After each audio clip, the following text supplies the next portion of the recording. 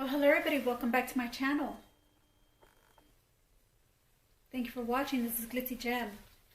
So yes, what day is it today? Today is Geek Day. Yes, Geek Day time. Today's awareness is Alzheimer's disease. It's a purple lapel. So you like my purple lapel? Yes. It's not a dark purple, but it's purple. You can see. It's not blue, it's purple. So, yes, Alzheimer's, a lot of people deal with Alzheimer's. I have family members who have Alzheimer's and who are going through Alzheimer's. Sometimes I feel like I have Alzheimer's and I'm not diagnosed yet. But there are ways of them diagnosing you with Alzheimer's. There's PET scans, you know, which is an imaging of your brain, like a CT scan.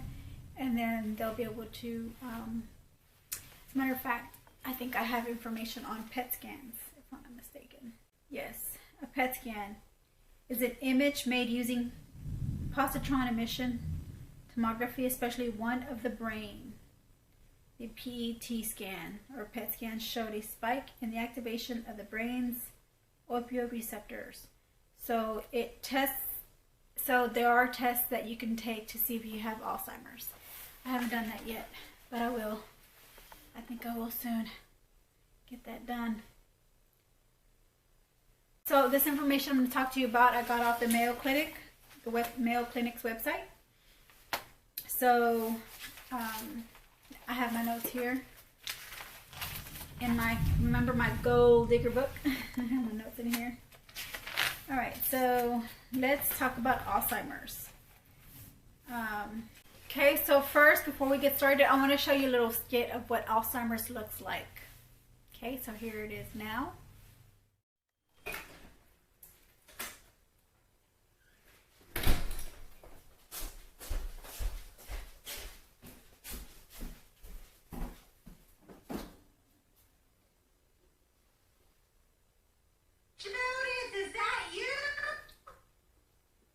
Yes, Mrs. Willoughby, I'm here to get your grocery list to run to the store.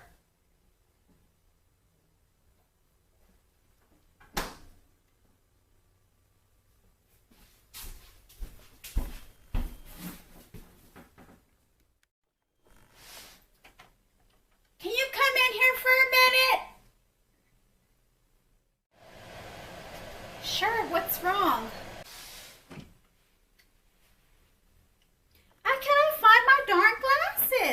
Mrs. Willoughby, they're on your head, and I found this in your refrigerator. Oh, what? I must have thought this was a water bottle, and I put it in there by mistake. I can't. Oh my goodness! I tell you, Judith. These days I've been forgetting a lot of stuff. Just like yesterday, I forgot I had a doctor's appointment my daughter had made for me a week ago. And last week, my daughter came over with the kids and she had to do all the cooking. I couldn't function around the kitchen.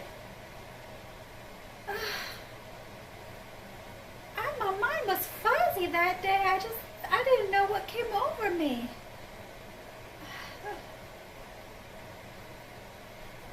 And last night, I forgot I had left the stove on, but luckily it was on a low setting and I was boiling chicken, so I still had water in my pot this morning when I looked inside of it. Now this, my glasses. Mrs. Willoughby, let's get your daughter on the phone and let's reschedule that doctor's appointment for you, and then we'll talk to her about your concerns.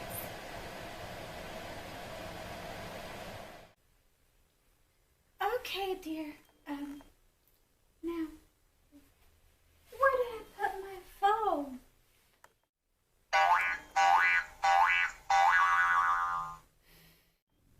So that was the video skit.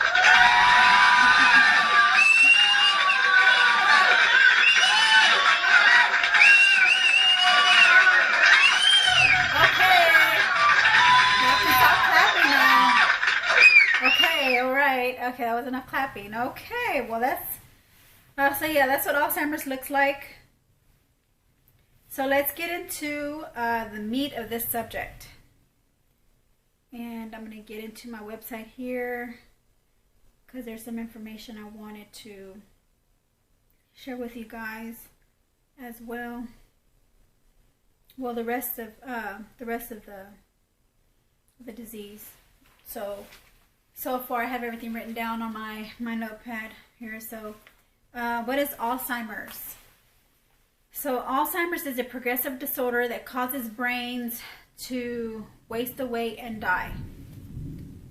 Alzheimer's disease is the most common cause of dementia, a continuing decline in thinking, behavioral, and social skills that disrupts a person's ability to function independently.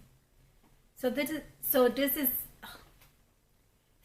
disease, once it reaches dementia, it changes your life completely. You become a different person. Your personality changes, and even you become like a stranger to those you love. And the ones you love, they become a stranger to you, because when you have dementia, you start to forget people's faces. If y'all seen The Notebook, that's a good example of dementia and Alzheimer's. So I recommend y'all watch that video. It's really nice. I really like the video. It's a love story, but it sorry to spoil the ending. I mean, yeah, it was sorry to spoil the video for you. It is about a person who has dementia. I'm pretty sure a lot of people watch The Notebook, and those who don't watch it probably don't even care to watch it. So hope I didn't spoil anything for anybody.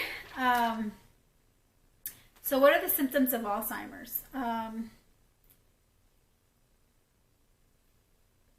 What was I talking about? I'm just kidding. That's a symptom of an Alzheimer's, you know, where you start talking and then you just lose your train of thought. All of a sudden you're like, no, what was I saying? I forgot. I get those moments. I do. So memory loss is the key symptom of Alzheimer's disease. An early sign of the disease is usually difficulty remembering recent events or conversations. As the disease progresses, memory impairments worsen and other symptoms develop.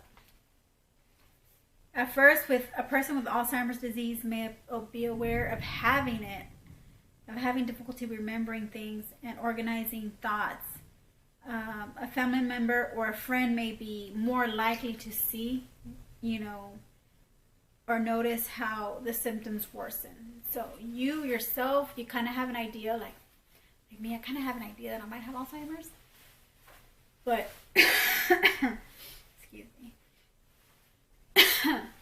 But I need to ask my family members and my friends, because I believe that they can see it firsthand.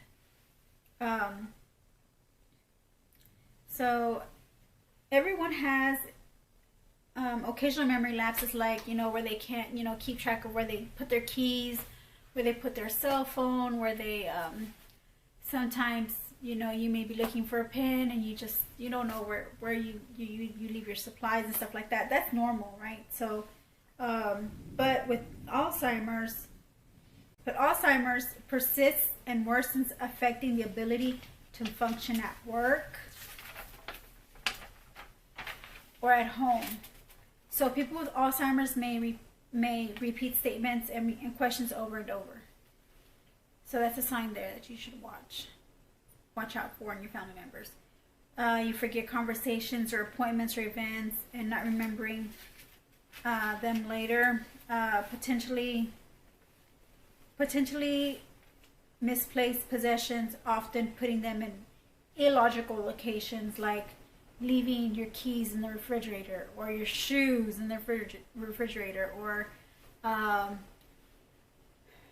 leaving things where they're not supposed to be. So that's you know, like illogical places. Like, okay, sometimes your keys, you may say, okay, you might have placed them in on your table, on your stand. So you go looking for your keys in your stand, and it's not there. You're thinking, okay, so where would it be? And so then the logical place to keep your keys would be like in the refrigerator, because like where you keep food in the refrigerator, not keys. So if you find your keys in your purse, then okay, you just kind of just forgot that you left them inside your purse, pocket, or in another pair of pants or something, that you were wearing prior. I know somebody who just forgets where they put everything. Like, they were so disorganized where they put stuff that it just became so annoying, because I kept telling this person, look, why don't you wear a chain around your neck, wear your key with your keys. I'm sorry I was being mean to this person, but actually it was my husband. So he lost track of not lost track, but he would lose his keys. He could never find his keys, and he would always tell me, oh, I need you to help me find my keys, I can't find them. I'm like, well, why don't you put them in one set, why don't you put them in one place? Why do you always have to keep them all over the place? Why do you just set them down anywhere? He's like, I don't know, I need you to help me, hurry, please, I need you to help me. I'm like, okay, I'll help you find them, but I'm like, where to look?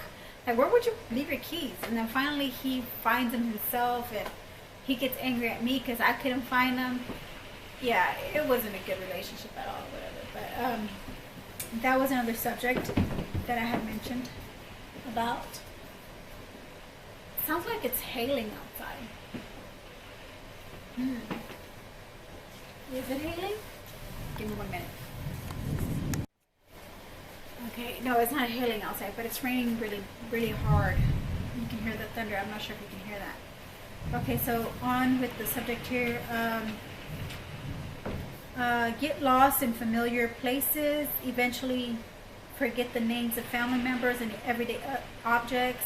Have trouble finding the right words to identify objects, express thoughts, or take part in conversations. Changes in personality and behavior. Brain changes that occur in Alzheimer's disease can affect moods and behavior.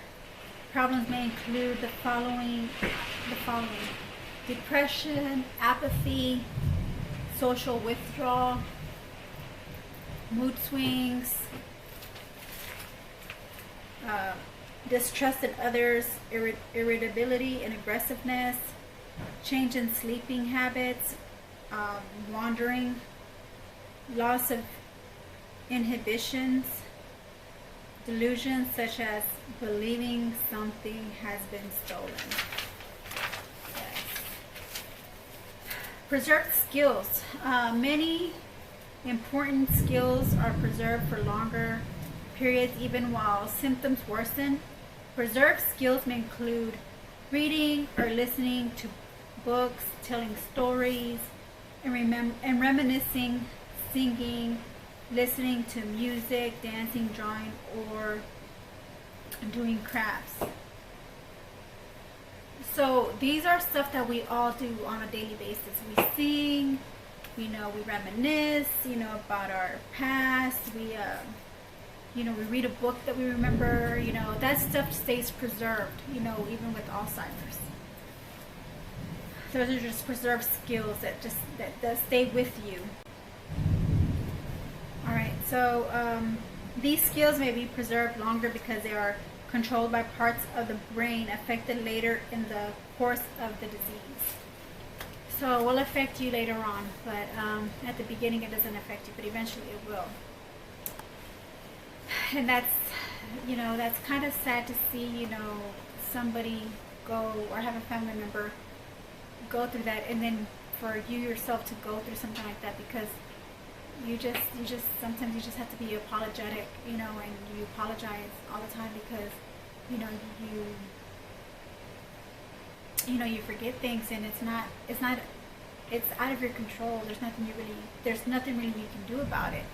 So you just feel, to me, I would probably feel depressed, or sad, probably have no motivation to even you know, continue to enjoy life, you know. I mean, I'd be living a very unenjoyable life. So it's very hard, you know, to have somebody that you know or you to go through something like that. It's very hard. And my heart goes out to them as well. Heart goes out to those people who are having Alzheimer's and those who are having to deal with it. And, you know, and I just hope I don't have Alzheimer's, because I don't think that's something that I would be able to handle.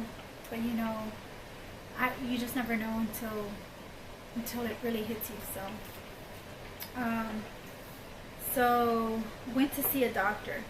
If you are concerned about your memory or other thinking skills, talk to your doctor for a thorough assessment and diagnosis. If you are concerned about thinking skills,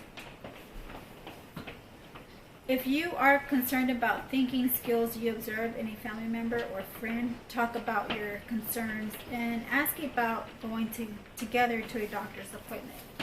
If you have a friend, or, you know, if you're capable of going, you know, with your friend to the doctor, you know, be there to support them, you know, if you're able to do that. If not, I mean, try to find other solutions to help them, because it's hard for a person who has a disease to kind of like do things on their own. You know, they need support. They need support from family members and friends, you know, so they need somebody to be there for them. So causes. Scientists believe that for most people, Alzheimer's disease is caused by a combination of genetic, lifestyle, and environmental factors that affect the brain over time. Less than 1% of the time, Alzheimer's is caused by specific genetic changes that virtually guarantee a person will develop the disease. These rare occurrences usually result in disease onset in middle age. The exact causes of Alzheimer's disease aren't fully understood, but at its core are problems with brain proteins that fail to function normally, disrupt the work of brain cell neurons, and unleash a series of toxic events. Neurons are damaged, lose connections to each other, and eventually die. So a lot of that deteriorating in the brain happens. The damage most often starts in the region of the brain that controls memory, but the process begins years before the first symptoms. So the loss of neurons spread in a somewhat predictable pattern. So I think that's why they were able to detect Alzheimer's in patients without even knowing if they have Alzheimer's. Because, you know, like I said, the neurons, you know, are neurons in a somewhat predictable pattern. The loss of neurons are in a predictable pattern to other regions of the brain. By the late stage of the disease, the brain has shrunk significantly. Wow. I had no idea that that Alzheimer's causes your brain to shrink. I don't know if I'll be able to handle a small brain, but you know that Albert Einstein, when I was in school, they told us that Albert Einstein's brain was really small. Yeah. Well, I never researched on Albert Einstein, but maybe he might have had the disease. Maybe he had Alzheimer's, and it was shrinking his brain. But I don't know. He's a genius. He remembered everything. So I don't know. Maybe he didn't have Alzheimer's, but he had a small brain. That's what I learned in school. Researchers are focused on the role of two proteins. The first proteins are plaques. The second proteins are tangles. So plaques, which are beta amyloid, is a leftover fragment of a larger protein. When that fragment cluster together, they appear to have a toxic effect on neurons and to disrupt cell-to-cell communication. These clusters form larger deposits called amyloid plaques, which also include other cellular debris. So yeah, they become into little clusters, all these little fragments called beta amyloid, leftover fragments, you know, of a larger protein that's already in your brain. A piece of it, little fragment, you know, floats away, and then you get more from the other cells, you know, float away, and they cluster together. That's a sign of Alzheimer's. Those are the proteins that the researchers are looking for. Tangles. They are tau proteins. They play a part in a neuron's internal support and transport system to carry nutrients and often essential materials.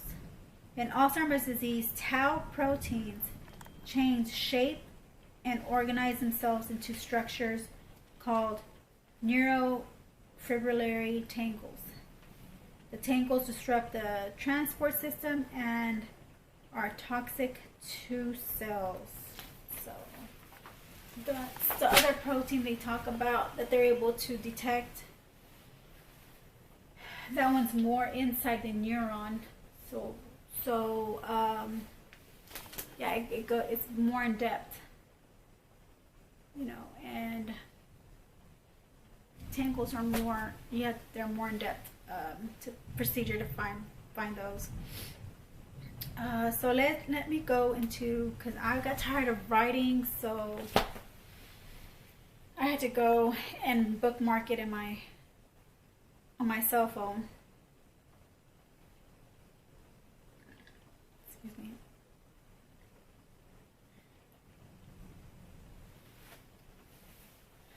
Okay, so we're getting to the end of our Alzheimer's awareness video.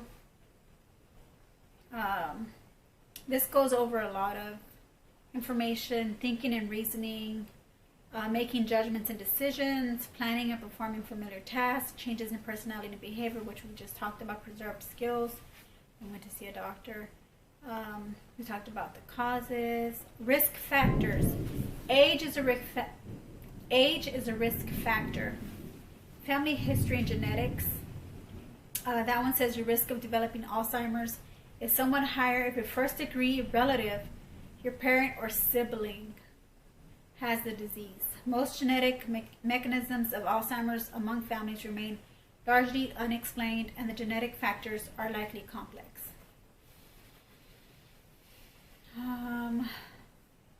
Scientists have identified rare changes or mutations in 3 genes that virtually guarantee a person who inherits one of them will develop Alzheimer's, but these mutations account for less than 1% of people with Alzheimer's disease. Down syndrome. Many people with Down syndrome develop Alzheimer's disease. Oh no. This is likely related to having 3 copies of chromosome 21 and subsequently 3 copies of the gene for the protein that leads to the creation of beta amyloid.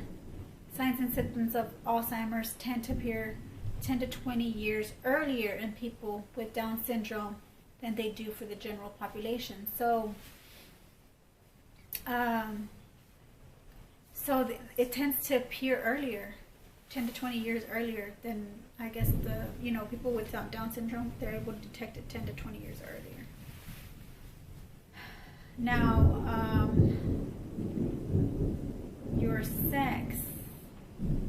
There appears to be little difference in risk between men and women, but overall, there are more women with the disease because they generally live longer than men.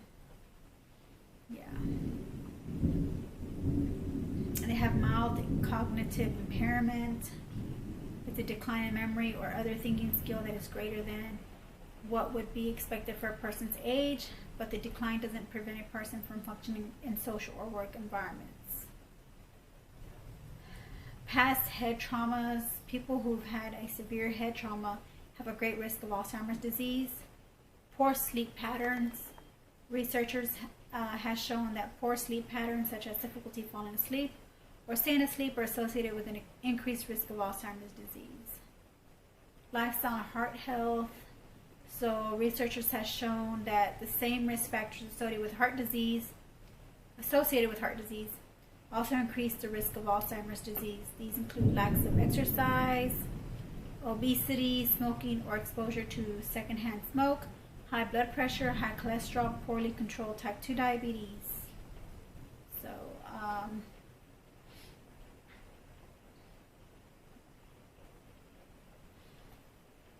complications, memory and language loss, impaired judgment, and other cognitive changes caused by Alzheimer's can complicate treatment for other health conditions. A person with Alzheimer's disease may not be able to communicate that he or she is experiencing pain, for example, from a dental problem, report symptoms of another illness, follow a prescribed treatment plan, notice a described medication side effect.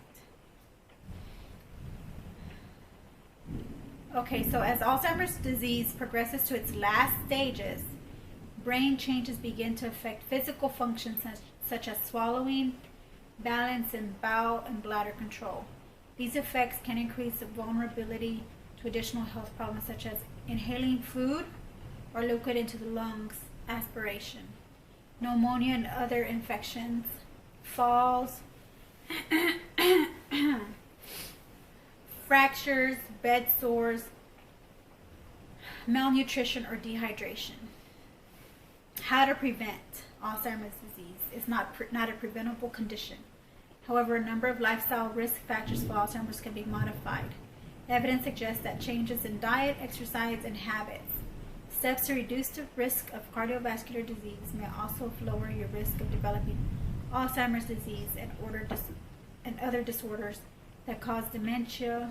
Heart-healthy lifestyle choices that may reduce the risk of Alzheimer's include the following: exercise regularly, eat a diet of a fresh produce, healthy oils and foods low in saturated fat, follow treatment guidelines to manage high blood pressure, diabetes, and high cholesterol. If you smoke, ask your doctor for help to quit smoking. So that is it, you guys. That's all the information I have on Alzheimer's disease awareness. So yeah, that's something that we should all be aware of, you know, for your family members, for yourself, any of these symptoms that I mentioned, any behaviors that I mentioned, you know, something that y'all should just pay attention to, and if there's concern, you know, go see your doctor about that. So I hope you liked my video, and I hope you liked my skit, and if you did, please give me a thumbs up and subscribe to my channel if you haven't done so, and then also hit the notification bell to get another notification when I upload a video. So I upload videos from makeup to Geek Day, Fashion Day. I'm trying to incorporate other ideas into my channel, that way everybody has a little bit to watch of something. Appreciate you guys watching my channel. Thanks for being a part of my YouTube community, and love you, gems. Talk to you later. Bye.